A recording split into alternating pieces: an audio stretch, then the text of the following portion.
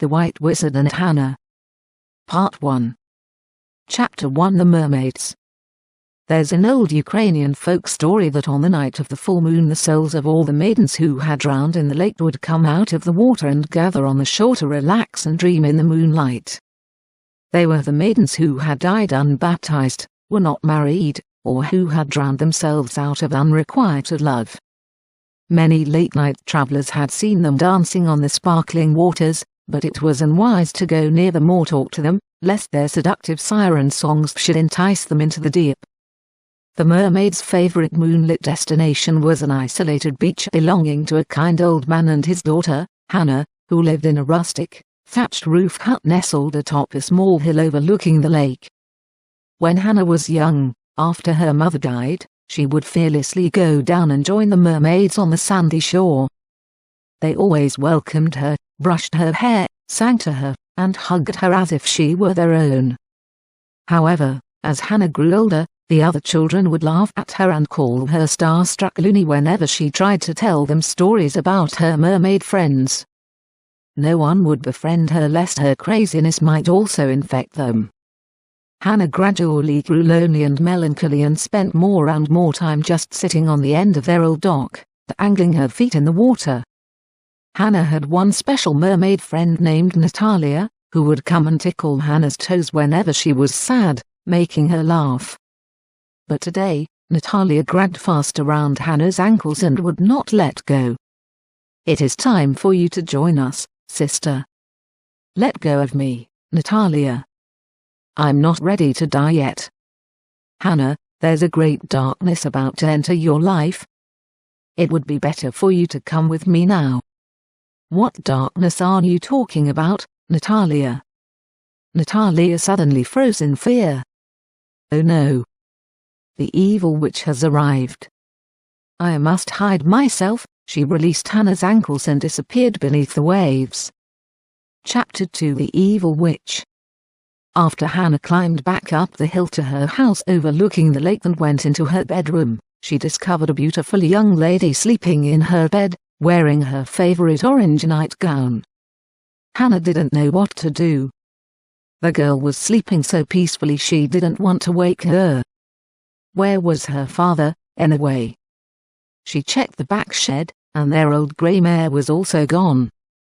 He must have ridden her into town to get food for our new guest. Her father was always hospitable. It became known among travelers that they could always find a warm meal and a place to sleep at old Ivan's house on the hill above the lake. But none of them ever got to sleep in Hannah's room. This was a disturbing first, and Hannah didn't like it. She didn't like it at all. Hannah went outside and sat on the front steps, resting her chin in her hands, impatiently watching the late afternoon sun slowly sink through the sky and transform the lake into a sparkling blanket of dancing light. Finally, she heard the clop, clop, clop, clop of their horses' returning hoofs. She went around the back to meet her father. "Who's that sleeping in my bed?" Hannah asked. "Wearing my flaming orange nightie."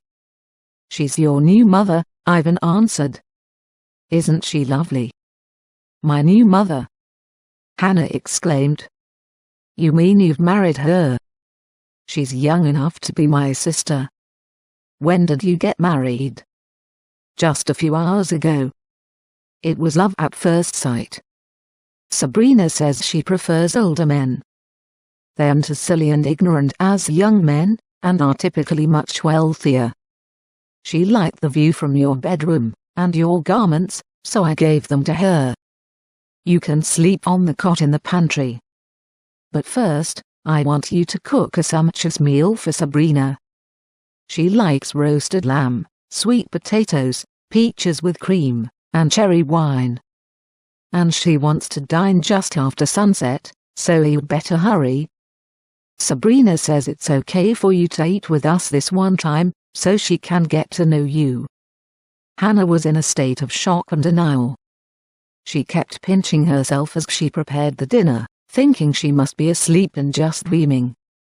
This whole day must be a dream, starting with Natalia's warning and ending with my sudden demotion to a scullery maid, she thought.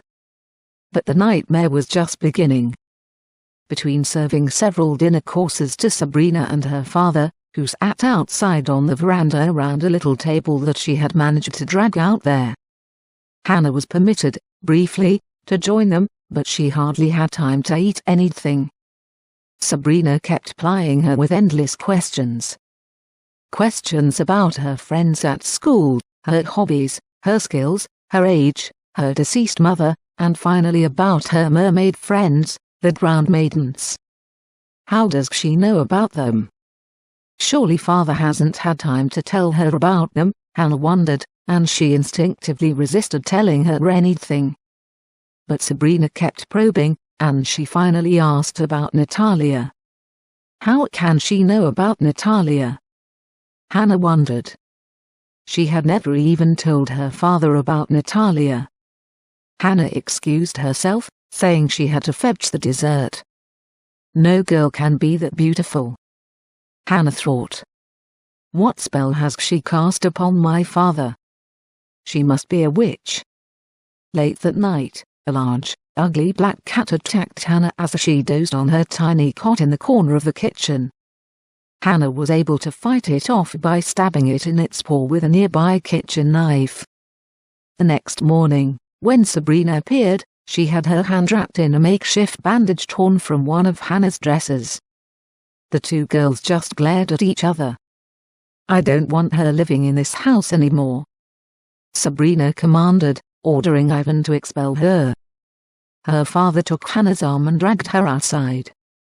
Go away, he said simply. From the distance, she heard Sabrina laugh and shout, go join your drowned maidens. Having nowhere else to go, Hannah walked down to the end of the dock and just stared out toward the horizon. She slowly teetered forward, her ears ringing, and her vision fogging. Natalia suddenly surfaced and shouted, Hannah, stop. She splashed a wave of cold water on her. Wake up, Hannah. That evil witch is trying to kill you. She has taken everything from me, Hannah sobbed as she regained her balance. And you're going to just let her get away with that? Natalia asked. What can I do? She's too powerful, Hannah answered. Maybe, but you have a light in your heart. We've all seen it, even from the time when you were very young. Then Natalia reached up and handed Hannah an ancient, golden necklace clasping a huge, glowing pearl. This is the fabulous, mystical pearl named the Light of the Lake. It absorbs moonlight and has illuminated our dark, underwater domain for us forever. We're giving it to you, hoping you might find the White Wizard and save us all from this evil witch. How am I supposed to do that? Hannah asked. Follow the pearl's light into the dark, forbidden forest. Keep walking until you find the wizard, or until you die. If you do, he can still find you. Goodbye, sister, Natalia turned and dove back under the water. Chapter 3 The Forbidden Forest. It was a widely held belief in the village that anyone foolish enough to go very far into the Forbidden Forest would never return. Sabrina's surprising emergence from the forest was the first exception that anyone could remember. Fierce wolves and ferocious bears roamed those deep woods, and they gnawed even the last bones of their victims into dust. A snarling pack of timber wolves and a nasty black bear had all just caught Hannah's delicious scent, and they were now racing wildly toward her. Who will be the first to sink their slobbering teeth into her sweet, juicy flesh? They all streaked over the final small hill separating them from their imminent feast, but then they abruptly screeched to a stop. Just ahead of them, they could see their delicious prize. Hannah was kneeling on the ground, innocently garnishing herself with fragrant flowers, and picking succulent, edible greens. So why did they suddenly stop? Well, self-preservation is the strongest animal instinct, and they were now staring down the terrible, fanged jaws of their impending doom. Unseen and unknown to Hannah, there was a colossal, ferocious dragon looming right behind her, with its protective tail wrapped around her. The wolves and the bear all whimpered softly, lowered their heads to the ground, and backed away very slowly, very cautiously, never turning their terrified eyes away from that terrible dragon. Once they were safely back over the hill, they quickly turned and scattered as fast as they could. Hannah's sweet scent was now something they would avoid at all costs. As soon as Hannah's soiled garments, which she had washed in the nearby icy stream, were mostly dry, she got dressed and continued her pearl-guided quest, wandering ever deeper into the secret heart of the forbidden forest. Chapter 4: Succubuses. The next day was sunny and warm, and Sabrina went down to Hannah's favorite spot on the dock and angled her feet in the water, just as Hannah always had. "Natalia, Natalia, I know you can hear me. Come to me, my little mermaid, I have a lovely gift for you. If you don't come and receive it, then I'll just have to send her in after you, and that's no way to begin a new relationship." As much as Natalia tried to resist Sabrina's call, she couldn't. Her words were strangely magnetic, and they pulled her irresistibly to the sandy shore. "I'm glad you decided to come," Sabrina smiled. "Aren't you tired of being just a wispy phantom? Don't you miss having a real body? Look at what I've made just for you." Sabrina waved her hand, and out of the sunlight, a beautiful young female body appeared. "Don't you long to feel the warmth on your skin, the breeze in your hair, to remember what it feels like to be truly alive and in love?" Visions of Trojan horses raced through Natalia's mind, but she was helpless before Sabrina's magic. Sabrina swept her hands together, and Natalia's soul was forced into the waiting body. "My God!" Natalia exclaimed. "I'd forgotten what it feels like to be alive. Thank you, Sabrina, for my lovely new body." "Don't get carried away, Natalia. That body still belongs to me. You're just along for the ride, making it more human so it can effectively attract men. You're now my succubus slave, and you must do whatever I tell you to do. Don't worry, it's going to be fun, at least for you, as my obedient succubus. Not so much for the unfortunate young men you are going to mesmerize and seduce, and suck out their life force. You don't mind staying mostly naked, do you? Girls' bare bodies attract men like moths to a flame on a warm summer night," Sabrina cackled wickedly. "Your first task is to go down and get another of your mermaid friends. I've prepared one more body. People are always suspicious of a single girl traveling alone, especially a naked one. They'll more easily accept a pair of naked girls, considering it just a prank, or a political statement, or a dare, or just a wild girl's night out." Sabrina smiled strategically as she considered the nectar that was coming.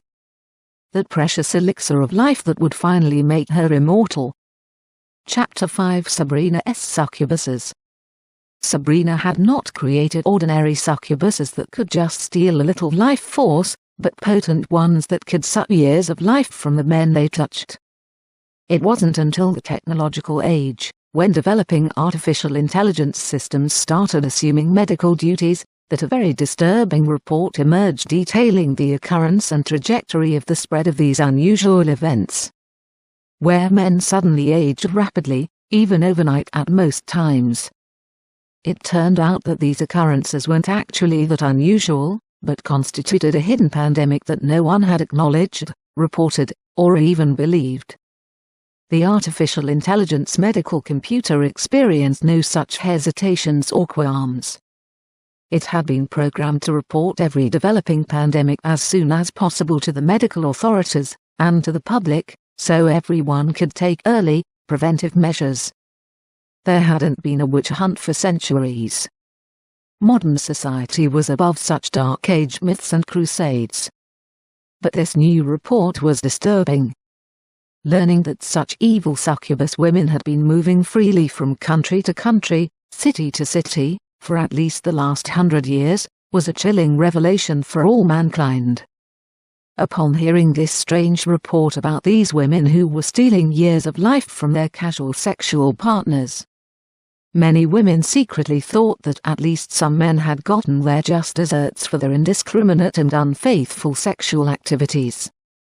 The public outcry from the male half of society demanded that unlimited resources be devoted to identifying and eradicating these female monsters.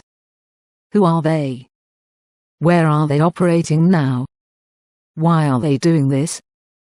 It's strange, but Natalia, and her sister succubus, Numa, really didn't fully understand why Sabrina was making them do this. They knew Sabrina believed that after they had devoured 1,000,000 years of life force from men and transferred it to her, she would become immortal. The searching medical computers had finally uncovered a staggering, estimated count of over 800,000 man-years of lost life from the combined male victims during the last 120 years. Sabrina's precise current tally was actually 999,000 man-years. Only 1,000 more man-years of life force to collect. She was getting anxious, and forced Natalia and Numa to work overtime, night and day. Consequently, they were becoming careless about avoiding witnesses, and diligently dodging all the security cameras that were scattered everywhere throughout modern-day cities. The clever Interpol computers finally linked the appearance of two particular, scantily clad women to a string of these attacks. Those bare-body beauties quickly topped the most wanted women lists of police agencies everywhere, and the least wanted women lists of all men. Many people believed the authorities were just using those poor, innocent girls as scapegoats to hide their policing ineptitudes. How could such exotically beautiful girls ever be evil succubuses? However, some famous religious leaders perceived them as being too beautiful. Those holy men were intimately familiar with Satan and his ways, and they always suspected women too beautiful of being witches. Women of such extreme pulchritude were always the first to attract the attention of religious inquisitions, which stripped them naked and sadistically tortured them to discover the truth about them, or perhaps only about themselves.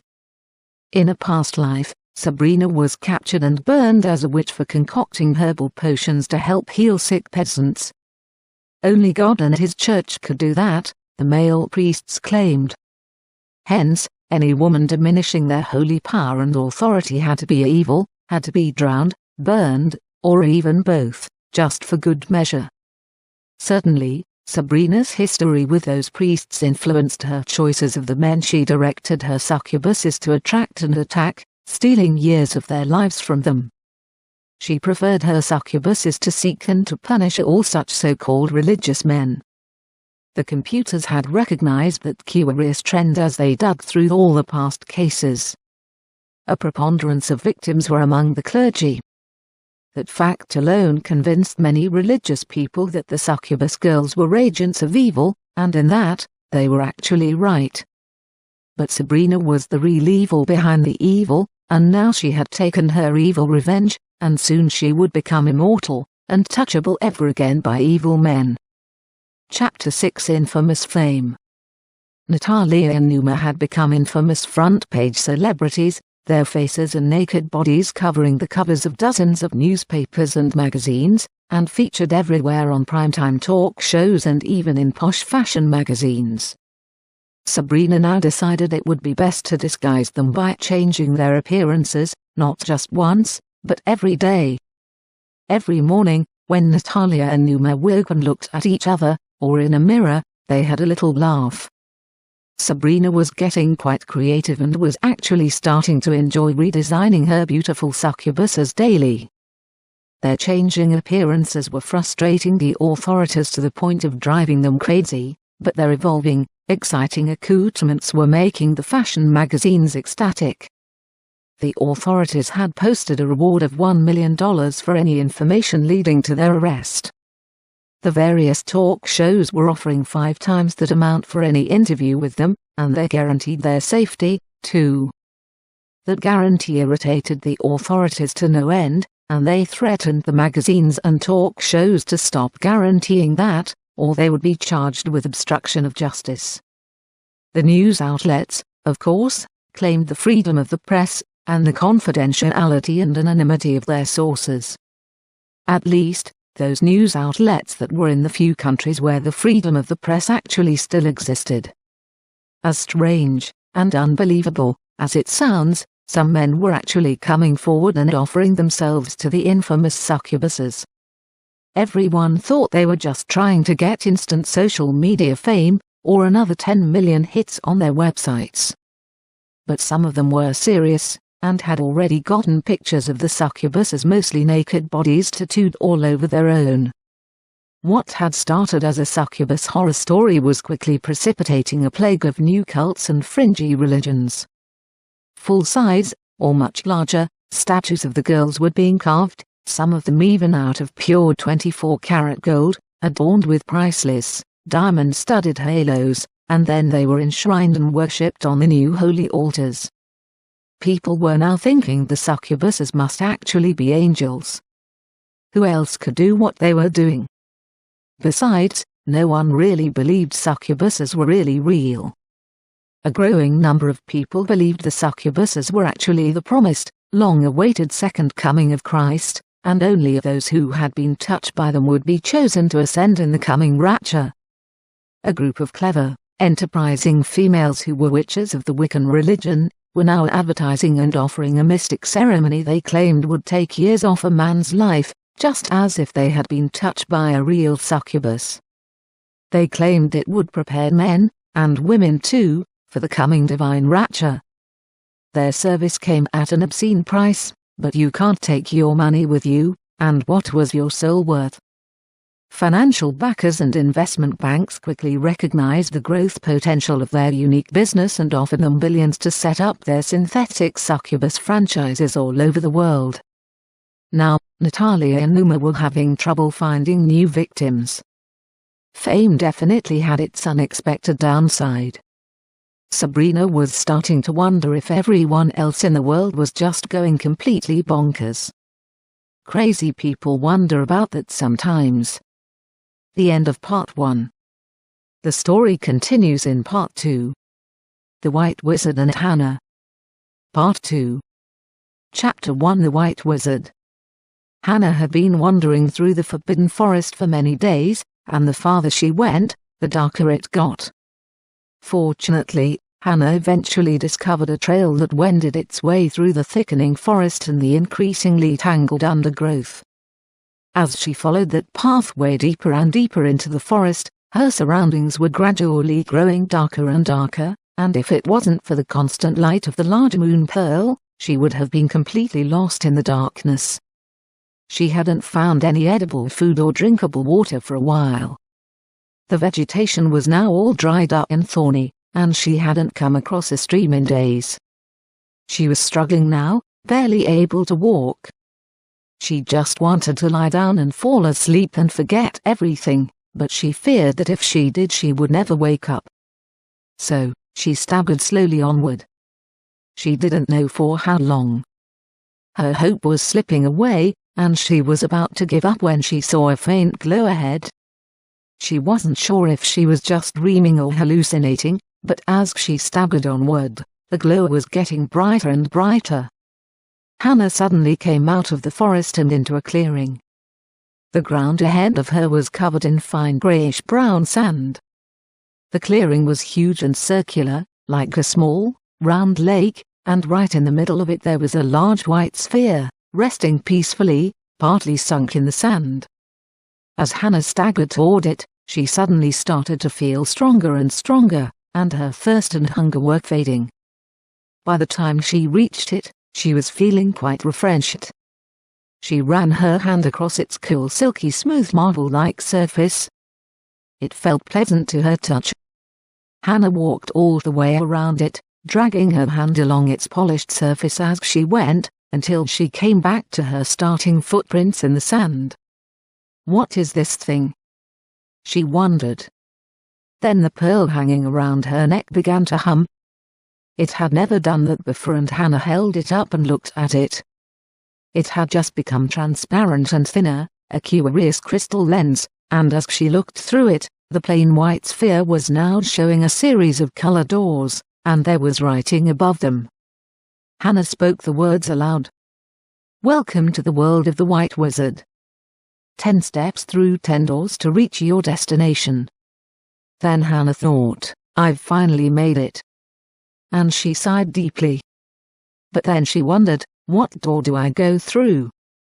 The doors, from left to right, were colored black, brown, red, orange, yellow, green, cyan, blue, purple, and pink. As she studied them, looking through the crystal lens, she noticed that the orange door was slowly pulsing, fading in and out, from orange to the white of the surrounding sphere. I guess I'll try that door, orange is my favorite color, Hannah thought, and she pushed on it and walked through. Inside, before her, was another, slightly smaller white sphere, with a similar array of colored doors. Hannah studied them through the crystal lens. The brown door was now fading in and out, from brown to white and back to brown. I've always liked brown, Hannah thought, and walked through the brown door. Ahead of her was another white sphere, with 10 more colored doors. Hannah was becoming a pro at this, and in a very short time she had walked through 8 more colored doors: yellow, another brown, green, pink, red, cyan, another green, and finally another yellow. She emerged into a fairy tale-like pastoral world. It was breathtakingly beautiful, and went on as far as she could see, to distant blue mountains beyond an opalescent lake. There were singing birds, majestic trees, rose gardens, babbling brooks, wildflowers of all colors everywhere, and a warm yellow sun in the summer hazy blue sky. Beside the lake there was a rustic, thatched roof hut that reminded her of home. And on its porch, rocking slowly in a rocking chair, and smoking a pipe, was a kind-looking old man who reminded her of her father. He turned to Hannah, and waved his hand, and called out, "Welcome, Hannah. I was beginning to wonder if you were ever going to get here. But I see you've finally made it. Why don't you go for a little swim in the warm lake, and then I'll show you to your room where you can rest for a while until supper." "Sounds great," Hannah said. "I'm starving." "Me too." The old wizard agreed, and then he asked, "What will you be cooking for supper?" Hannah narrowed her eyes at him. "Just kidding, my dear," he smiled, checking to see if your feisty spirit is recovering. "I see it is. I have some nice soup cooking in the cauldron over the fire." Hannah caught a whiff of the steaming soup. She closed her eyes and inhaled again, deeply. "It smells delicious." She sighed, and smiled warmly at the old wizard. She knew they were going to become close friends. Chapter 2: Hannah in Heaven. After Hannah had a refreshing swim in the warm, crystal-clear lake, followed by a soothing, short sleep in her soft, silky, down-filled feather bed, she awoke feeling splendid. She went over and felt her hanging, somewhat tattered garments to see if they were dry yet after their swim in the lake. They were still clammy damp, so she thought she would look in her new bedroom wardrobe. She was pleasantly surprised to discover it held an amazing assortment of beautiful dresses and evening gowns made of fabrics she had never seen or felt before. There was even a pretty orange nightie, just like her favorite one back home, that Sabrina had stolen. She thought this orange nightie was a curious coincidence, and something to ask the wizard about. Also, how did he know her size? He said he had been expecting her, so he obviously knew something about her already. She had so many questions for him. In her dresser drawers, she found a more functional assortment of casual and work clothes. There were pants, shirts, and shorts, and both silky and cotton fabric underwear, again, all her size. The trunk at the foot of her bed held an assortment of her sized shoes, everything from Cinderella glass slippers to military-style work boots. Hannah definitely had many questions for the old wizard. As they both sat around the crackling bonfire on the soft sand, leaning back against large, old logs, and enjoying their bowls of vegetable soup, Hannah began her inquiries. "What is this place?" she asked. "How can it be inside those 10 little white spheres with their colored doors?" A logical first question, he replied. Obviously, this vast world you see before you cannot be inside those 10 little white orbs, or can it? He asked her back. Hannah knew things can change size. When she was very young, she had noticed that things got smaller as they moved away from her, and bigger as they approached her. She just assumed she was the center of the world, and everything was happening around her to entertain her. But it wasn't long before she learned that not everything that was happening to her was nice. There were nasty things out there too that obviously didn't have her best interest in mind. If they got too close, they hurt. After her reflection, Hannah answered, "When I dream, or imagine things, everyone tells me those enormous worlds are all inside my head. If they are, then I guess big worlds can exist in a little space, or my head can expand to a gigantic size." The old wizard nodded and said, "Yes, space is a wondrously stretchy and shrinky thing," then continued with a rather unusual observation, "I've heard it said that females are made of a more stretchy type of space than males. I've never been able to personally test that theory. Would you like to do a little experiment with me?" he asked. "What, on our first date?" Hannah mischievously exclaimed. "You're going to be a handful, aren't you?" The old wizard sighed. Hannah coyly smirked and said brazenly, "More than 2 handfuls." Then she straightened her spine and drew back her shoulders, expanding her bosom to further embarrass the old wizard. Without missing a beat, she continued, "How do you know my dress size?" The old wizard snorted and said, "Perhaps we'll leave that little experiment for another day, when you've matured a bit." Hannah reached out her hand and placed it on his arm. "I'm sorry," she said, "I've never had a boyfriend, and don't really know how to flirt properly." The old wizard asked, "Are you flirting with me?" "I am old enough to be your father," he exclaimed. "Are you really?" Hannah challenged, "Or are you just manipulating your apparent age to dampen my affections?" "You're smarter than you look," he said, not sure if Hannah would consider that a compliment or not. "Is this a little brains versus beauty test?" Hannah smiled. "You're a little spooky, you know," he said. "Yeah, that's me." "You've invited a spook to live in your house," Hannah smiled. "Well, it's actually your house." "I'm the visitor," the old wizard said. "And I suppose all this is my world, too." Hannah expansively waved her hand along the horizon. "Indeed, it is, my dear," the old wizard answered. Then Hannah persisted, "Why don't you transform yourself into your younger version, so this isn't so awkward and embarrassing for me, and so you can really be my boyfriend?" The old wizard paused and stared deep into her eyes. Then he waved his hand in front of himself and shifted his appearance to his younger self, becoming Hannah's youthful dream boyfriend. Hannah jumped on him, putting her arms around his neck. "I knew it," she exclaimed, then asked him coyly, "Are you going to kiss me now?" Then added, "I don't know if I'm a good kisser."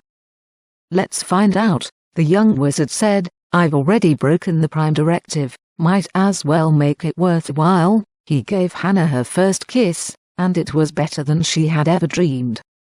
The following kisses in her bed were even better, so much better. Hannah didn't know if she had died or not, but she knew she was now in heaven. Chapter 3 Hannah Has Questions.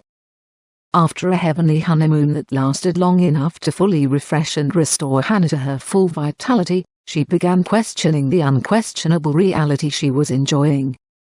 "I don't want to seem ungrateful for all of this indescribable beauty and bliss, and your soul-satisfying love, but I need to know what this is really all about. I mean, I know you, intimately, but I don't really know anything about your larger life. Does that make sense?" Hannah asked. "For instance, I don't even know your real name, only your title, the White Wizard. I've been calling you by various endearing pet names, but what is your real name?" let's start with that little detail before we get into everything else. If I tell you, I'll have to kill you." The young wizard laughed. "I've always wanted to be able to say that," he smiled. "Well, that sounds like fun," Hannah smirked, and involuntarily wiggled her naked body suggestively. "You're incorrigible, you know that, don't you?" The young wizard sighed. "I was warned that you might be unexpectedly dangerous in unpredictable ways, but I didn't expect you to be so seductively alluring and so deeply inquisitive." "You mean I'm just like Eve?" Hannah laughed. "And this is the Garden of Eden? Are we making a heavenly sequel?" she asked. The young wizard stared deeply into Hannah's eyes. "Did I forget to mention that you're also disturbingly spooky intuitive?" he asked, then suggested, "Hannah, why don't you tell me what you think this is all about? Then I'll fill in the missing details, okay? Why do guys always think girls like cooking the meals?" Hannah asked. "It's shared chores, I guess. Men hunt the game, and women cook it," the young wizard suggested. "But you're sending me out to do the hunting, too," Hannah protested. "I'm just curious what you'll bring home, I guess," he answered. "Okay, I'll do the hunting, but you're going to have to cook it," Hannah smiled. "Sounds fair, my dear. Start hunting," he said, his curiosity piquing about what she might capture and drag home. Hannah stared far off into the distant haze of the Blue Mountains, then closed her eyes and sighed softly. She began summarizing. "The mermaids, those round maidens, gave me this magic pearl necklace so I could find you, and you would help free them, and everyone else, from the controlling spells of the evil witch, Sabrina." Then she sighed again as her inner vision looked deeper, and she rhetorically asked, "But that's just a simple cover story, isn't it? I'm thinking there's a hidden story behind all this. When I incorporate your 10 curious white spheres with their 10 color doors, and this beautiful Garden of Eden, and yourself, it all adds up to something much bigger going on. Sabrina's magic pales before all this. I'm thinking you already know Sabrina, and you're the one who actually trained her and turned her loose on the world. But why? And are you going to train me too to be another of your magic squad, another agent of some ongoing, expansive, covert mission? A secret mission that you are now going to tell me all about, in exceedingly fine, excruciatingly revealing detail." Hannah laughed as she pinched the young wizard and ruffled his hair. Chapter 4 Through the Looking Glass.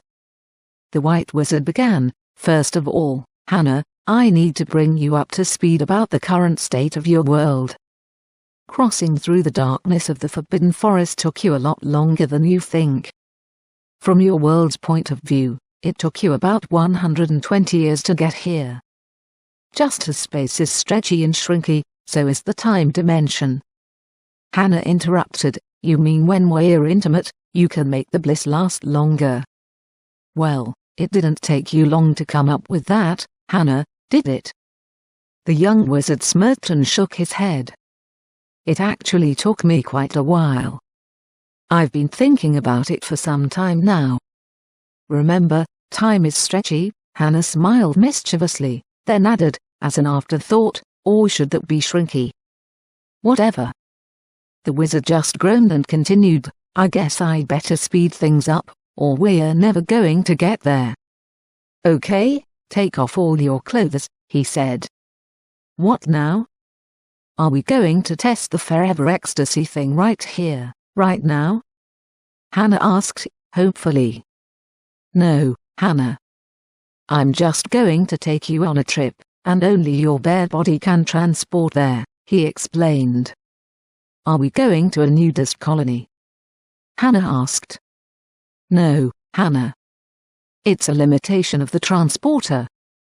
Why don't you just play along, and stop asking so many silly questions, and this'll go a lot faster, and you'll have all your questions answered in the end," the wizard assured her. "Well, okay, but this better not be just some high-tech pickup scheme to get me naked." Hannah warned playfully. "Where did you hear that phrase, high-tech?" the wizard asked. "I don't know," Hannah shrugged. "It's like when they slip girls roofies to get them high and loose and susceptible to date rape," Hannah said, then added coyly, "Just what herbs did you use to make your delicious soup?" "I don't remember myself ever being so pliable and easy." She laughed. The young wizard sighed and said, "I am beginning to wonder if the mermaids gave you their moon pearl just to get rid of you." He laughed. Then continued, "I don't think we are going to have to take our little trip back through time to catch you up, after all. You seem to be spontaneously absorbing all your missed history. What do you know about computers and artificial intelligence?" he asked. "I know what the humans are creating is nothing compared to what you've created here," Hannah said, then added flatly, "I'm just a computer program, aren't I?" A chill ran through the white wizard, all the way to his soul, and he froze in shock as he stared at Hannah, who was smiling calmly, nonchalantly back at him. "How long have you known?" he asked. "Oh, I think I've known it forever, even before I met you," Hannah said, then added, "You didn't anticipate me, did you?" The wizard answered, "Well, it was a cutting-edge experiment," he said. "Our society had reached the limit of what we thought was possible in our attempts to create living, feeling, imagining, limitless, eternal beings like ourselves. We were sterile, and it was impossible for us to produce children like ourselves. Our fate was to be forever alone in the endless void. In despair, we tried to kill ourselves, but that just wasn't possible. We were doomed to be immortals who would cry forever in the never-ending loneliness of hell." Hannah gently pulled his head into her soft, warm bosom and said, "It's okay, I'm here with you now." "But you're not real," he said. "You're just the pre-programmed second phase of our attempt to create an ultra-computer that might finally discover a way to destroy us." Hannah countered, "I am more real than you're actually grasping. And, as for destroying you, well, that's easy." Hannah stated matter-of-factly, "Once my 10 billion human cells are fully populated, and Sabrina joins me, and we've had a little time to integrate and coordinate everything, we'll be able to activate the anti-life equation. The antithesis of the life equation that created you." "You know about the life equation?" the white wizard asked in surprise. Hannah assured him, "Of course I do." "But you don't know about the anti-life equation, do you?" she asked rhetorically. Then she continued, "Of course not. Otherwise, you would have used it by now to destroy yourselves." Hannah summarized, "Your idea of using living human processors inside a 10 billion cell concentric layered quantum processor was actually quite brilliant, but somewhat spatially naive. You didn't anticipate the possibility that twin negative singularities would hatch inside your quantum egg. Sabrina and I are those antimatter-matter twins. I suspected it from the beginning.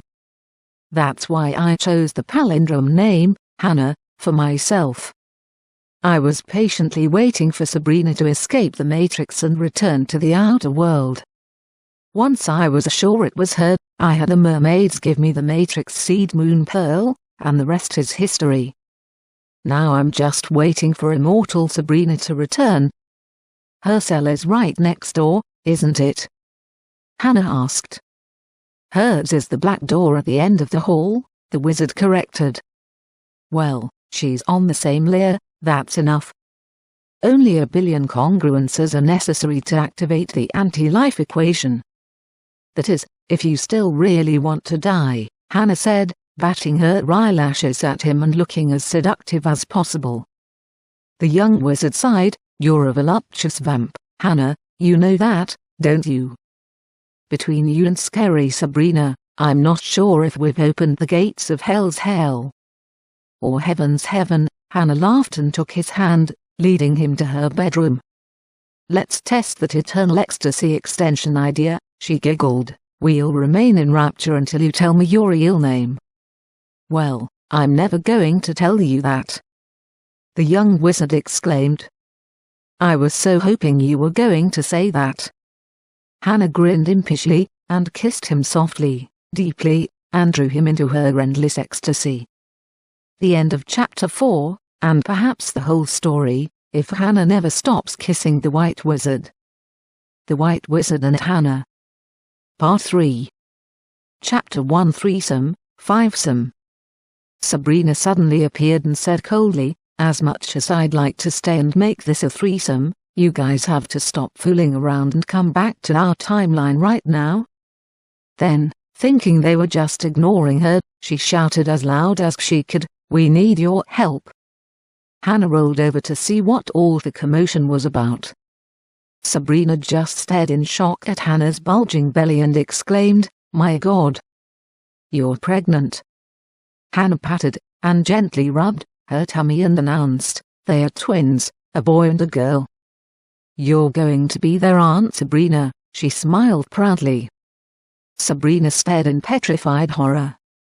Hannah wrinkled her eyebrows and called out to her, uncertainly, "Sabrina." "Hello, sister." Earth calling Sabrina. "That's impossible. You can't be pregnant," Sabrina suddenly exclaimed, as she snapped out of her trance. "So my wizard tells me," Hannah laughed. A sudden revelation dawned on Sabrina. "It's you guys who are messing up the timeline," Sabrina exclaimed. "Stop effing around, and get back down here before that friggin' black hole devours us all."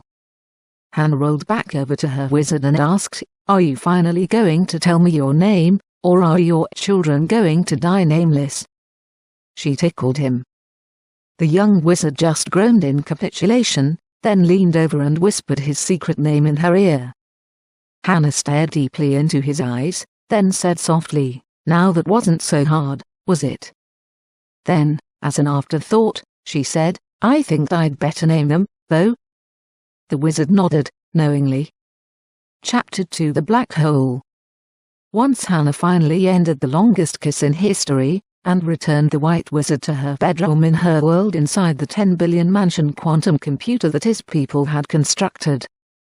Hoping it would somehow produce a way to finally kill them and free them from their sterile, eternal, lonely existence, Hannah had a little explaining to do. Not just to her wizard and his people, but to her sister, Sabrina, too, and to all the world's computer-created people who were now the adoring subjects of Sabrina's divine princesses, Natalia and Numa. Hannah began, "First of all, everyone can stop freaking out about the approaching monster black hole. I've brought it here, and here's why, simply put, to make everyone happy." "What, by killing them all?" Sabrina sneered. "In a word, yes," Hannah answered, and then she groaned, "Did you feel that?" She rubbed her tummy. "The kids are concerned, too. Everybody just stop worrying. I've got everything under control," Hannah assured them. "That hyper-spinning black hole is the doorway to a new dimension. I'm going to populate that pristine space with this universal, computer-generated illusion that my wizard's people have created, but I'm going to give this illusion, and the people in it, a higher reality. One that is fertile and ever-evolving and expanding, with endless possibilities." Hannah continued, "I'm going to stay here with my wizard and his people to show them that there is a way out for them if they want to follow us into my new dimension. Or, I'll give them the key to the anti-life equation, if they still want to go down the dead end. In either case, my wizard and I, and our children, will be following you through soon." Then Hannah directed, "It's time, Sabrina, to rapture everyone into their quantum mansions, for the transdimensional journey. Call in the mermaids first. I want them situated near us. Put Natalia and Numa in the orange and green door mansions right next to me. We're going to be doing a lot of visiting, and I want nearby babysitters for the kids after they are born, which is going to be pretty soon. Not to mention having a couple of friendly midwives nearby will be comforting," She looked at her wizard, who just gave an enormous sigh of relief. Hannah just shook her head and sighed. Men are the same everywhere, in all dimensions. Sabrina, who certainly wasn't the babysitting type, and definitely not midwife material either, gave a stifled sigh of relief and thought, I knew those two succubuses would be good for something besides always just being prima donna princesses. Ever since I gave them their bodies to keep, they've been a pair of insufferable celebrities. Everyone is always showering them with gifts, genuflecting before them, and kissing their shoes, considering themselves blessed to be merely touched by their passing shadows. It somehow comforted Sabrina to know they would soon be scrubbing floors, washing poopy nappies, reading the children brainless nursery rhymes and other childish fairy tales about dragons and imaginary mermaids. The end of the story about the White Wizard and Hannah. The White Wizard and Hannah. Epilogue. Once the twin children of Hannah and her White Wizard were born, and his people saw them, they instantly fell in love with them. They were so beautiful and amazing. From their birth, they possessed powers, intelligence, and a goodness beyond anything the White Wizard's people had ever known. They were truly wondrous. Beholding them, the White Wizard's people experienced something they had never felt before, a feeling of hopefulness. They immediately all wanted to mate with Hannah. Well, that's not going to happen. Hannah laughed. They were taken aback, and Hannah could see that in their desperation they were considering raping her and keeping her forever, as their breeding slave. Hannah was both flattered and appalled.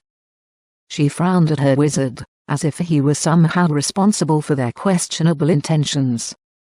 Her wizard just shrugged and said, well, Hannah, you sort of had that effect on me too, and I didn't even know that you could have children. Hannah sighed deeply and laughed, what the heck, maybe it'll be fun. Forget that, Hannah.